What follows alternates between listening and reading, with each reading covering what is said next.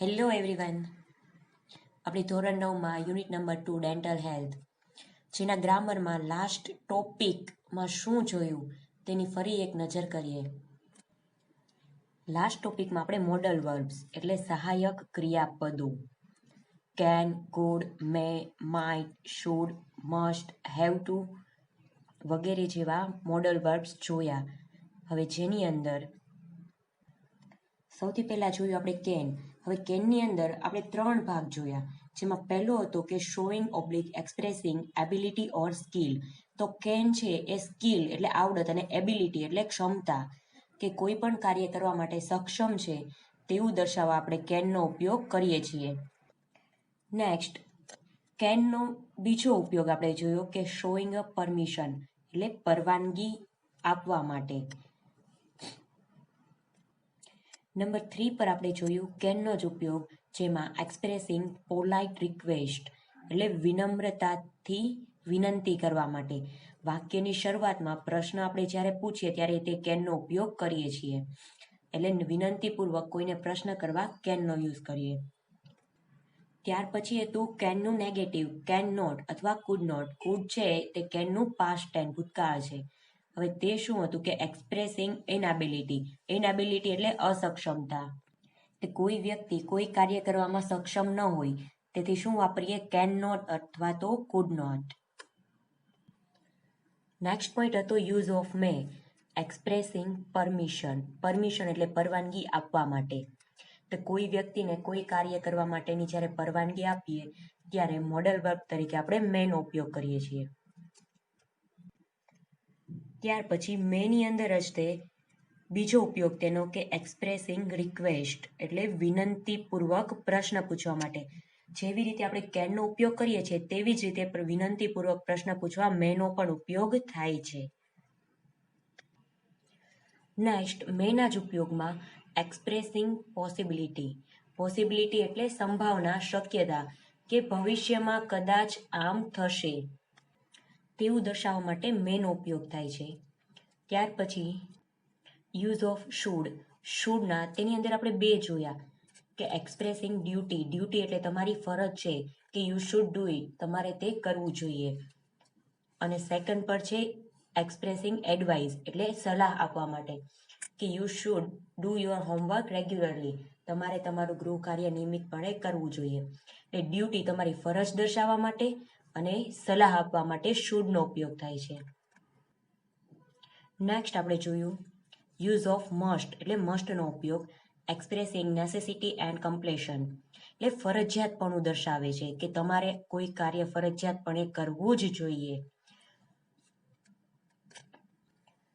Next હતું must એટલે તે જે ફરજિયાતપણું દર્શાવે છે તેનું ઓપોઝિટ મસ્ટ નોટ એટલે મસ્ટન્ટ.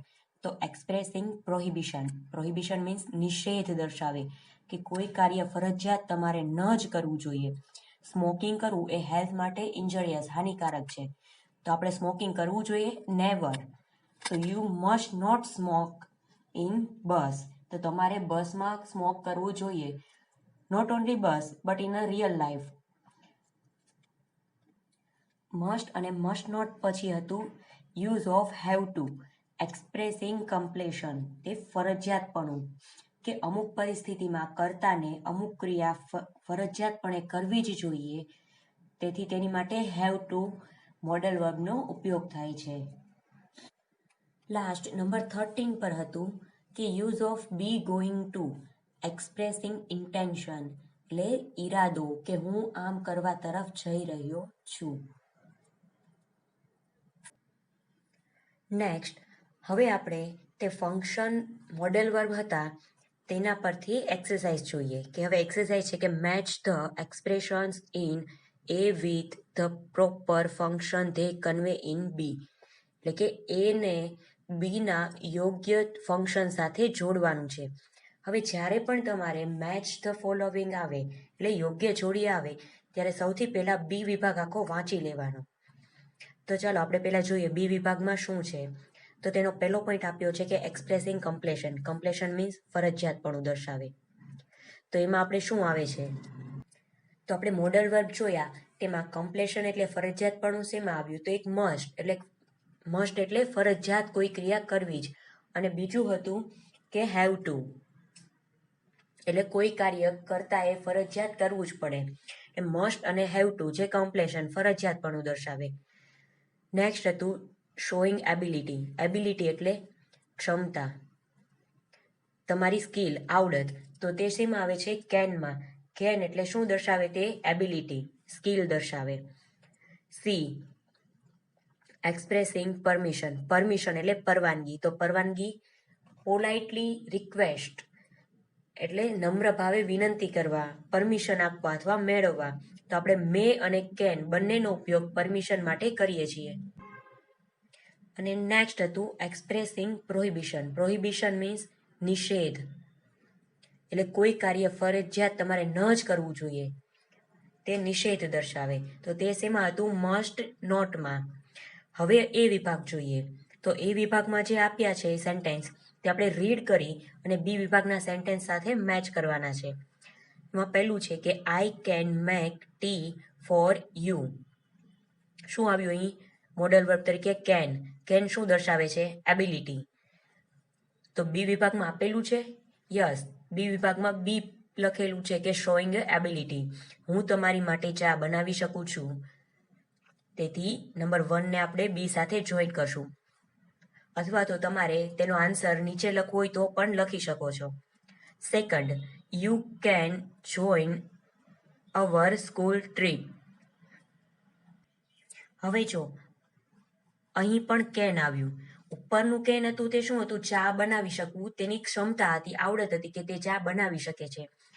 બરોબર. હવે અહીં છે કે you can join your school trip, કે તું તારી સ્કૂલની જે ટ્રીપ મીન્સ પ્રવાસ હશે, નાનો એવો પ્રવાસ, તે જોઈન કરી શકે છો, એટલે તું પ્રવાસમાં જઈ શકે છો. તો તે શું થયું? પરવાનગી આપી. તો એક્સપ્રેસિંગ તેની સામે આવશે એક્સપ્રેસિંગ પરમિશન, પરવાનગી આપી. યુ કેન ગો, કે તું જઈ શકે છો. નંબર 3 પર guests must not smoke in their room. તો મહેમાનોએ તેના રૂમમાં સ્મોક એટલે ધૂમ્રપાન કરવું જોઈએ જ નહીં. મસ્ટ નોટ શું દર્શાવે છે? તે પ્રોહિબિશન એટલે નિષેધ. તો તેને આપણે જોઈન્ટ કરશું નંબર ડી સાથે. Number 4, guests must check out before 12 noon. તો મહેમાનોએ 12 પહેલા જતું જ રહેવું જોઈએ. ચેક આઉટ એટલે છોડી અને જવું. તો તેની માટે ફરજિયાત જવાની વાત છે. તેથી નંબર એ સાથે તેને જોઈન્ટ કરશું. હવે નેક્સ્ટ, પહેલો હતો તે ભાગ પૂરો થયો. હવે આપણે બીજો ભાગ જોઈએ. તેમાં પણ એ અને બી મેચ કરવાના છે. તમને હમણાં જણાવ્યું તે મુજબ જ આપણે પહેલા બી વિભાગના વર્ડ્સ જોઈ લઈએ કે બી વિભાગમાં શું આપેલું છે. તેમાં એ નંબર એ છે કે શોઈંગ એબિલિટી. બી. હવે નેક્સ્ટ, પહેલો હતો તે ભાગ પૂરો થયો. હવે આપણે બીજો ભાગ જોઈએ. તેમાં પણ એ અને બી મેચ કરવાના છે. તમને હમણાં જણાવ્યું તે મુજબ જ આપણે પહેલા બી વિભાગના વર્ડ્સ જોઈ લઈએ કે બી વિભાગમાં શું આપેલું છે. તેમાં એ નંબર એ છે કે શોઈંગ એબિલિટી. બીમાં છે એબિલિટી એટલે ઉપર આપણે જોયું કે ક્ષમતા. બી એક્સપ્રેસિંગ નેસેસિટી, ફરજિયાતપણું કે જરૂરિયાત. C expressing advice. Advice means સલાહ. અને શોઈંગ ઇન્ટેન્શન. ઇન્ટેન્શન એટલે ઈરાદો. તો ચલો, ક્યાં મોડલ વર્બ છે? એબિલિટી માટે કેન. બરોબર. નેક્સ્ટ, નેસેસિટી ફરજિયાતપણા માટે મસ્ટ. એડવાઇસ એટલે સલાહ માટે શુડ. અને ઇન્ટેન્શન એટલે ઈરાદો. ઈરાદા માટે બી ગોઈંગ ટુ. તો આ વર્ડ છે મોડલ વર્ડના. બરોબર. તે આ બધું દર્શાવે છે, ક્ષમતા, ફરજિયાતપણું, સલાહ યા ઈરાદો. તો હવે જોઈએ એ વિભાગમાં પહેલું કે you should woke up early. Should.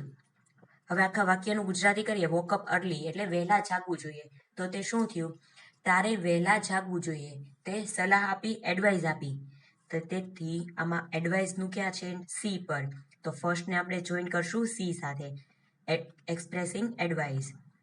Second, I am going to prepare pakoda for my kid. હવે બી ગોઈંગ ટુ, એમ છે એ બીનું રૂપ છે, બરોબર? એટલે બી ગોઈંગ ટુ, હું મારા બાળકો માટે પકોડા તૈયાર કરવા તરફ જઈ રહી છું.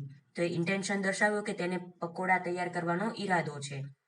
તેથી આમાં આપ્યું છે યસ, ડીમાં આપ્યું છે કે showing intention.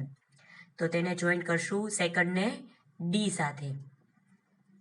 Third, a teacher must have a very good personality. Must ફરજિયાત, ટીચરને ખૂબ જ સારી પર્સનાલિટી હોવી જોઈએ. તો તે શું આવ્યું? ફરજિયાતપણું દર્શાવ્યું. આમાં આપેલું છે ફરજિયાતપણું, યસ. બીમાં આપેલું છે એક્સપ્રેસિંગ નેસેસિટી. તો થર્ડ નંબરને જોઈન કરશું બી સાથે. And last, I can deliver a speech in English. હું ઇંગ્લિશમાં ભાષણ, સ્પીચ આપી શકું છું. તો તે શું થયું? ઇંગ્લિશમાં સ્પીચ આપવી એ પોતાની ક્ષમતા થઈ, આવડત, એબિલિટી. તો આપેલું છે અહીંયા યસ, એમાં આપેલું છે કે શોઈંગ એબિલિટી. તો નંબર 4 ને મેચ કરશું એ સાથે. ઓકે, નાવ હવે એવી રીતે થર્ડ મેચ છે, ત્રીજી જોડી છે. હવે તેમાં પણ આપણે પહેલા બી વિભાગના વર્ડ્સ જોઈએ. જેમાં એમાં આપેલું છે કે એક્સપ્રેસિંગ ઇનએબિલિટી. ઇનએબિલિટી એટલે અસક્ષમતા. કેન એટલે એબિલિટી, જ્યારે ઇનએબિલિટી એટલે અસક્ષમતા. તો તેની માટે શું આવે? કાન્ટ અથવા તો couldn't.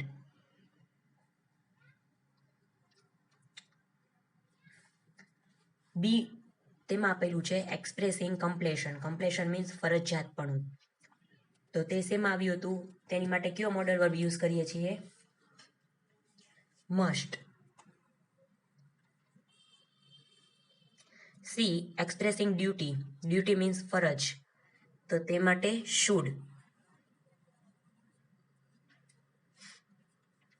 Next, expressing advice. Advice એટલે સલાહ. સલાહ માટે પણ શુડ. હવે ચલો એ વિભાગ આપણે સોલ્વ કરતા જઈએ. કે મેં નંબર 1 પર આપેલું છે you should not disturb your teacher while he is teaching, said the principal. પ્રિન્સિપલે કહ્યું કે તમારે તમારા ટીચરને ડિસ્ટર્બ કરવા જોઈએ નહીં. વાઇલ એટલે જ્યારે, હી ઇઝ ટીચિંગ કે જ્યારે તે ભણાવતા હોય. તો તે શું થયું? એડવાઇસ આપી, સલાહ.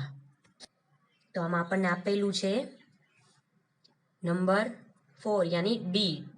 ડી પર આપેલું છે કે એક્સપ્રેસિંગ એડવાઇસ. તો નંબર 1 ને આપણે ડી સાથે મેચ કરશું. Second, we should help the poor. Poor means જરૂરિયાતમંદ. શુડ, તો જરૂરિયાતમંદ લોકોને આપણી મદદ કરવી જોઈએ. તો એ શું થયું? આપણી ફરજ, ડ્યુટી. તો આપેલું છે આમાં બી વિભાગમાં યસ. સી આપેલું છે કે એક્સપ્રેસિંગ ડ્યુટી. તો સેકન્ડ નંબરને સી સાથે મેચ કરીએ. Third, I have to leave this place before 6 PM. કે મારે 6 પહેલા આ સ્થળ છોડવું જ પડશે અથવા અહીંથી જવું જ પડશે. Have to. કમ્પ્લેશન મસ્ટ અને હેવ ટુ બંને માટે છે એટલે ફરજિયાતપણું.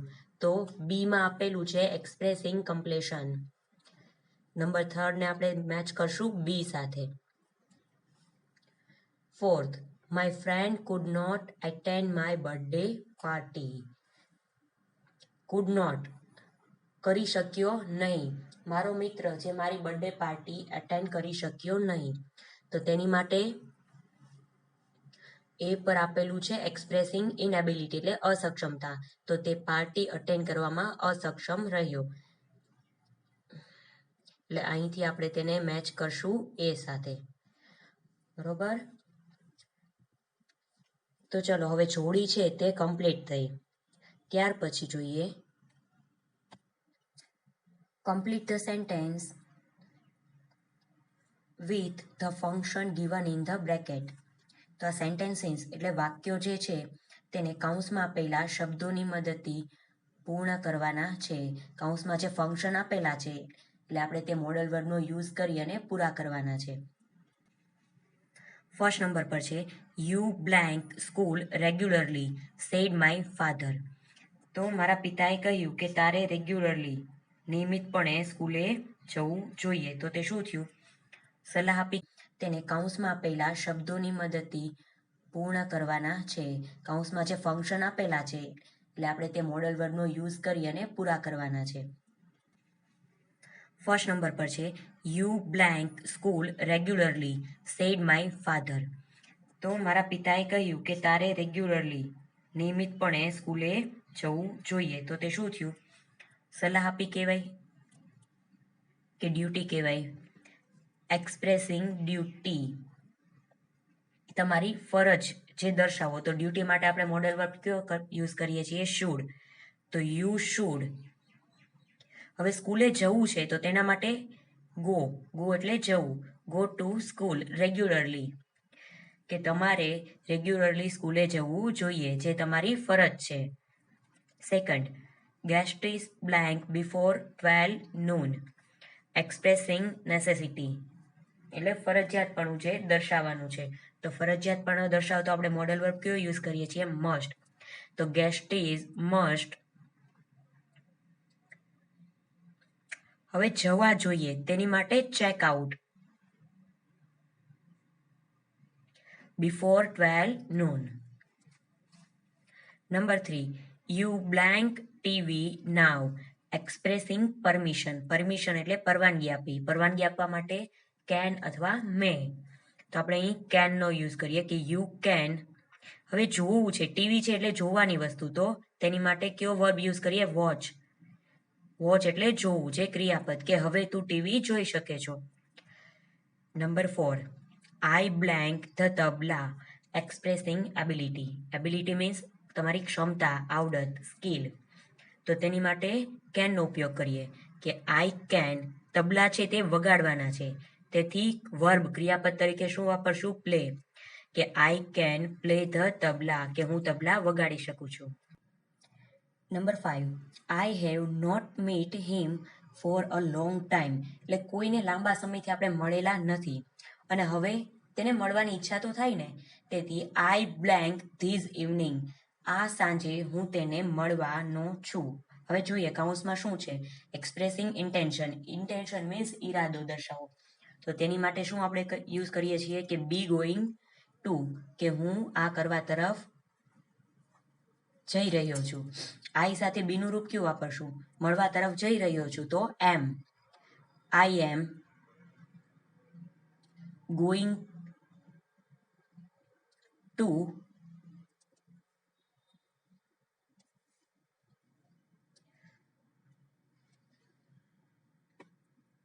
Meet these evening. એટલે આ સાંજે હું તેને મળવા જઈ રહ્યો છું. હિમ, કે તેને. Next number 6, he blank a new flat if he can afford. કે તે કૌંસમાં આપેલું છે કે એક્સપ્રેસિંગ પોસિબિલિટી, સંભાવના દર્શાવવાનો. સંભાવના દર્શાવતો મોડલ વર્બ કયો છે? મે.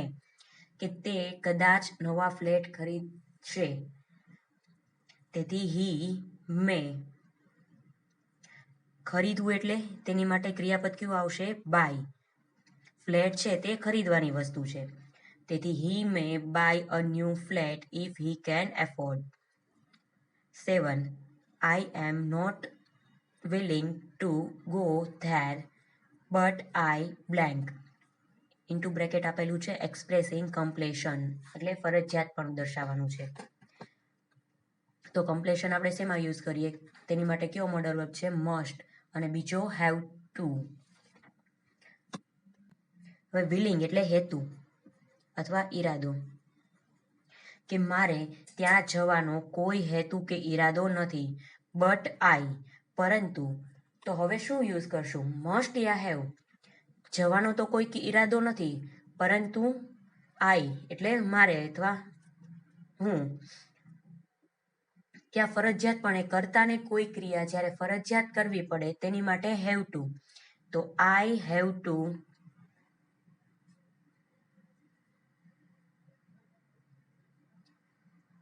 ગો